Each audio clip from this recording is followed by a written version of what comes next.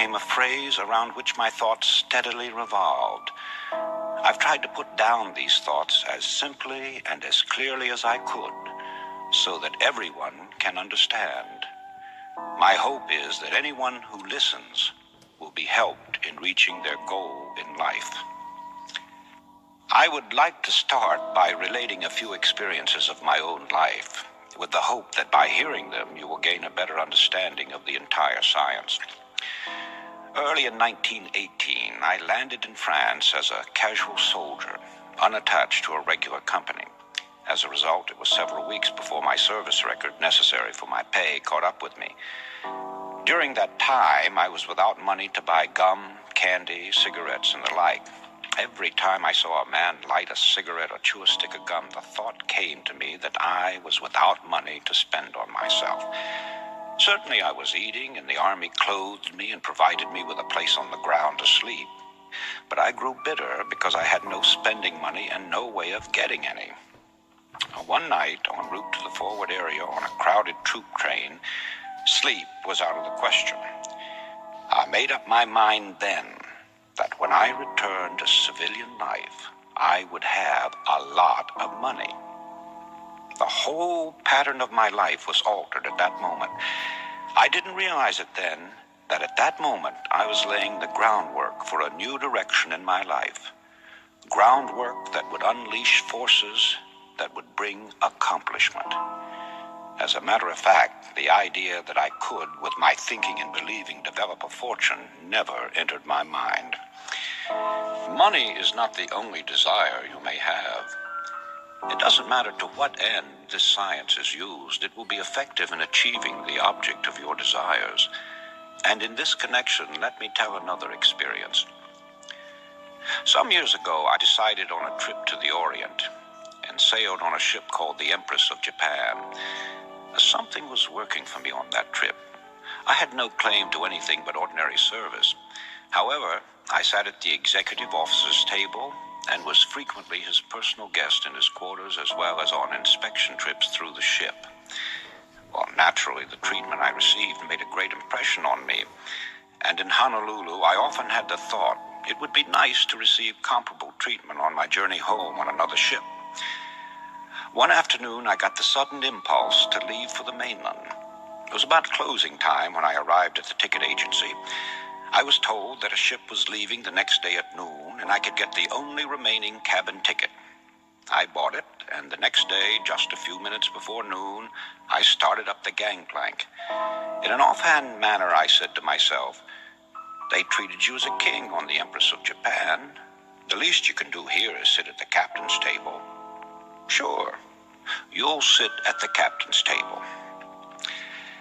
The ship got underway, and as we steamed out of the harbor, word was received from the dining room steward for passengers to appear in the dining room for assignments to tables. About half the assignments had been made when I came before him.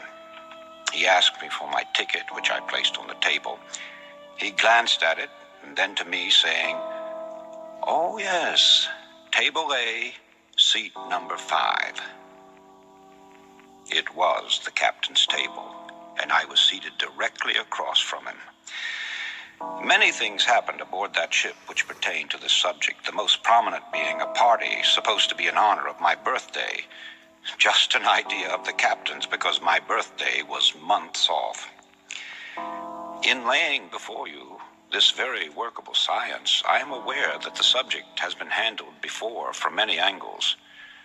I am also cognizant that many people shy away from anything that smacks of religion, the occult, or the metaphysical.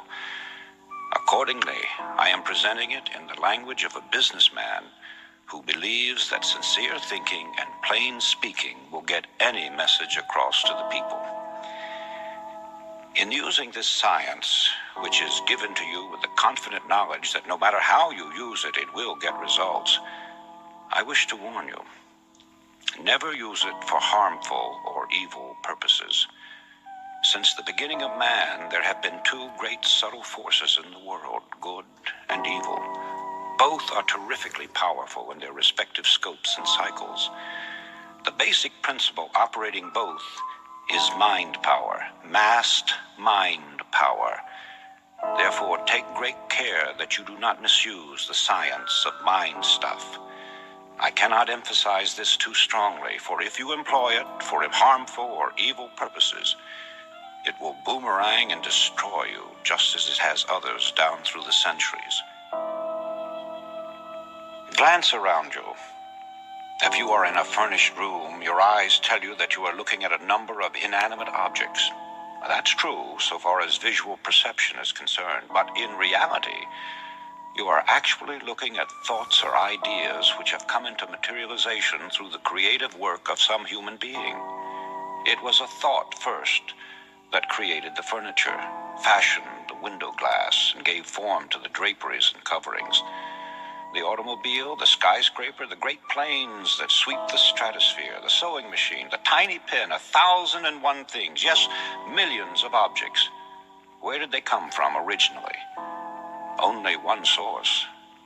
From that strange force, thought. As we look further, we realize that these achievements, and in fact all our possessions, came as a result of creative thinking. Thought is the original source of all wealth, all success, all material gain, all great discoveries, inventions, and of all achievements. With that in mind, it becomes easy to understand that a man's thoughts make or break him, and Shakespeare's words become more intelligible. There is nothing either good or bad, but thinking makes it so. Many people feel that success comes with hard work. However, I would like to point out that hard work alone will not bring success. The world is filled with people who have worked hard but have little to show for it. Something more than hard work is necessary.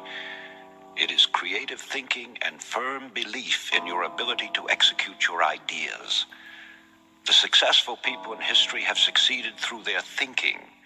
Their hands were merely helpers to their brains. Another important point is that one essential to success is that your desire be an all-obsessing one. Your thoughts and aims be coordinated and your energy be concentrated and applied without let-up. It may be riches or fame or position or knowledge that you want, for each person has his own idea of what success means to him. But whatever you consider it to be, you can have it, provided you are willing to make the objective the burning desire of your life. A big order, you say? No, not at all. By using the dynamic force of believing, you can set all your inner forces in motion. They, in turn, will help you reach your goal. Now that you have a clearer idea of the part that thought and desire play in your daily lives, the first thing to determine is precisely what you want. Starting in with the general idea that you merely want to be a success, as most people do, is too indefinite. You must have a mental pattern clearly drawn in your mind. Ask yourself, where am I headed? What is my goal? Have I visualized just what I really want?